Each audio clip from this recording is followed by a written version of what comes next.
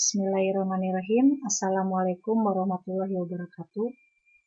Selamat pagi. Apa kabar Sobat Necis? Semoga kalian dalam keadaan sehat walafiat dan masih tetap semangat untuk belajar. Hari ini kita akan belajar matematika kelas 12, yaitu matematika wajib. Bab 1 tentang geometri ruang.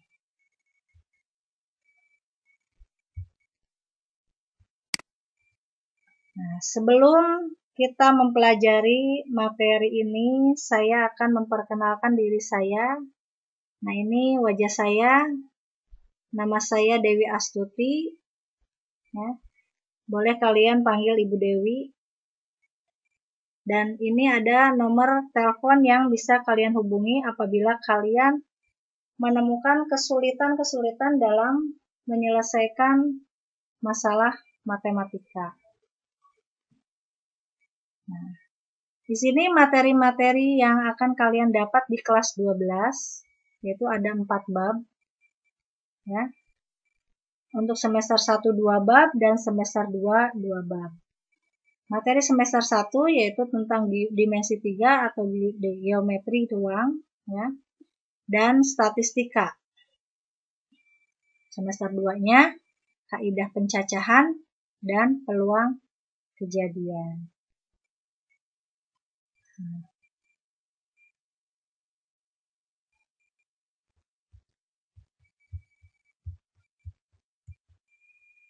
Sebelum saya menjelaskan materi tentang geometri ruang, saya akan menjelaskan konsep dasar geometri ruang.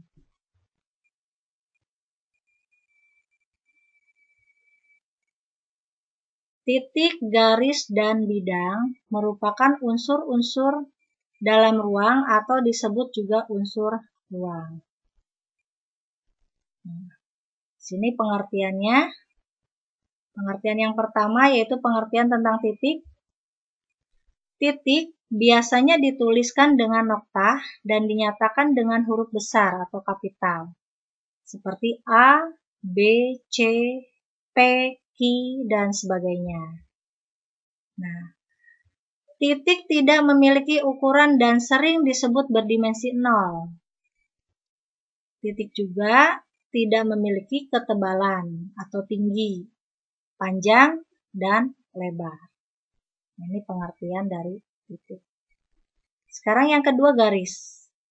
Sebuah garis dibentuk dari titik-titik yang tak terhingga banyaknya dan dinyatakan dengan huruf kecil seperti L, M, N, P, Q, dan sebagainya.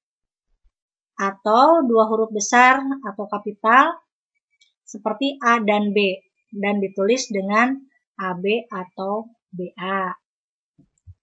Nah, contohnya misalkan di sini ada garis L atau garis AB, ya. Nah, sebuah garis dapat digambarkan ke segala arah, yaitu bisa horizontal. Nah, contohnya seperti ini. Vertikal atau miring, ya. Ini garis L, garis AB, nah ini garis M, garis PQ, garis N, dan garis XY.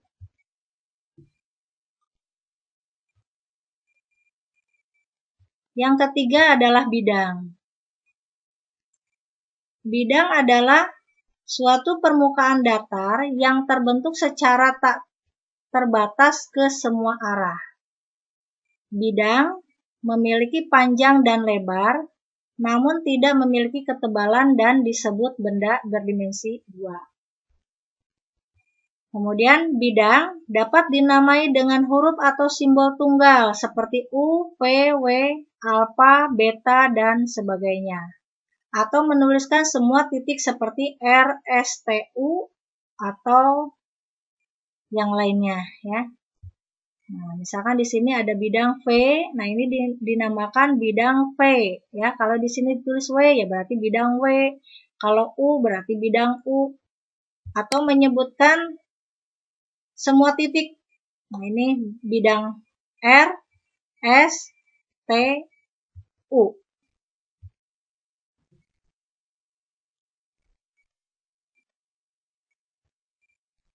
Nah, sekarang hubungan antara titik dan garis dinamakan sifat-sifat kejadian. Yaitu, yang pertama kita dapat menggambar garis yang tak terhingga banyaknya yang melalui sebuah titik pada sebuah bidang. Nah, contoh misalkan di sini sebuah bidang ada sebuah titik. Nah, titik ini bisa menggambar garis yang tak terhingga banyaknya.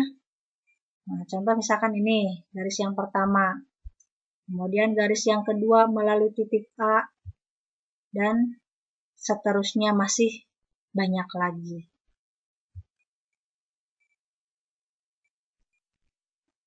Nah, yang kedua, kita hanya dapat menggambar satu dan hanya satu garis yang melalui dua titik yang berbeda pada sebuah bidang. Nah, contohnya di sini ada dua titik, yaitu titik A dan titik B. Nah, apabila kedua titik ini, ya, titik A dihubungkan ke titik B, itu akan membentuk satu garis. Ya. Nah, di sini dinamakan garis AB. Yang ketiga, dua buah garis pada bidang dapat berpotongan tepat di satu titik, ya, atau sejajar. Nah, contohnya misalkan begini. Nah, di sini ada dua garis, ya. Nah, di sini saling berpotongan. Nah, di sini titiknya disebut titik A. Nah, maka dua garis ini saling berpotongan di titik A, sehingga titik A ini disebut titik potong dari dua garis tersebut. Nah, coba kalian perhatikan di sini ada garis P dan garis Q. Apakah garis P dan garis Q ini saling berpotongan atau tidak? Ya. Nah, di sini jangan karena garis P dengan garis Q ini tidak saling bersentuhan, maka kalian bisa menyimpulkan garis ini tidak berpotongan. Belum tentu. Oke, kita coba ya. Apabila garis P ini kita perpanjang. Nah, kemudian garis Q juga kita perpanjang. Apa kesimpulan kalian? Nah, garis P dan Q ini saling berpotongan. Nah, garis P dan Q saling berpotongan. Di titik, kalau kita namakannya titik X, berarti P dan Q berpotongan di titik X. Nah, titik X ini dinamakan titik potong. Sekarang bagaimana untuk ini? Untuk dua garis ini? Nah, di sini ada garis A dan garis B. Garis A dan garis B itu itu sejajar ya. Garis A dan garis B sejajar. Walaupun kita perpanjang garis B atau garis A sepanjang apapun, ini tidak akan saling berpotongan. Nah, sehingga garis A dan garis B ini disebut garis sejajar. Nah, kemudian titik-titik segaris atau disebut kolinier. Seperti apa sih titik-titik segaris? Nah, tiga titik atau lebih pada sebuah bidang dikatakan sebagai titik-titik segaris atau kolinier jika kesemua titik tersebut pada garis yang sama. Nah, maka garis ini disebut garis kolinier. Nah, misalkan nih. Nah, di sini ada 4 titik. Titik A, titik B, titik C, dan titik D. Kalau kita hubungkan ya, titik-titik 4 titik tersebut. Nah, misalkan begini. Nah, ini dikatakan 4 titik ini, titik A, B, C, D, ini titik-titik yang segaris. Karena garis ini melalui 4 titik tersebut, titik A, titik B, titik C, dan titik D. Nah, maka titik A, B, C, D itu merupakan titik-titik segaris atau yang disebut dengan kolinier. Nah, sehingga di sini garisnya dinamakan garis AD. Nah, sekarang bagaimana dengan kelima titik ini? Titik L, M, N, O, dan P. Apakah segaris? Tidak ya. Karena di sini yang dilalui oleh garis itu hanya titik L, M, dan N. O dan P itu tidak. Kecuali kalau misalkan 3 titik ini baru dikatakan titik segaris atau dinamakan kolinier. Paham ya? Sekarang yang ketiga, garis-garis konkuren. 3 titik atau lebih pada sebuah bidang dikatakan sebagai garis-garis konkuren. Jika semuanya melalui titik yang sama. Titik-titik ini dinamakan titik konkuren. Nah, contoh misalkan begini. Nah, ini ada beberapa garis, ya, garis A melalui, misalkan di sini titiknya titik X. Nah, garis A melalui titik X, kemudian B juga melalui titik X, C melalui titik X, D melalui titik X. Jadi, keempat garis ini melalui titik yang sama, ya.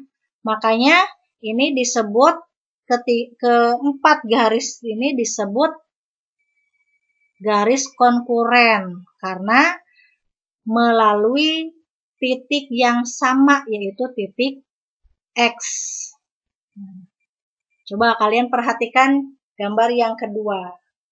Nah, di sini ada 4 garis ya, 4 garis yaitu garis L, M, N, dan P.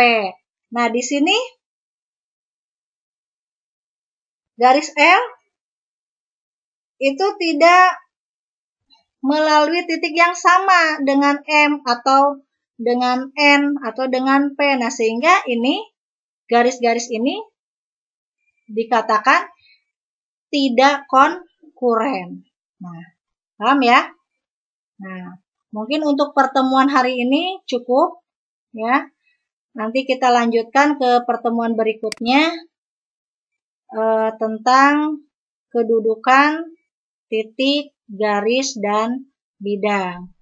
Mudah-mudahan bermanfaat untuk kalian khususnya ya. Wabillahi taufiq wal hidayah. Wassalamualaikum warahmatullahi wabarakatuh. Terima kasih.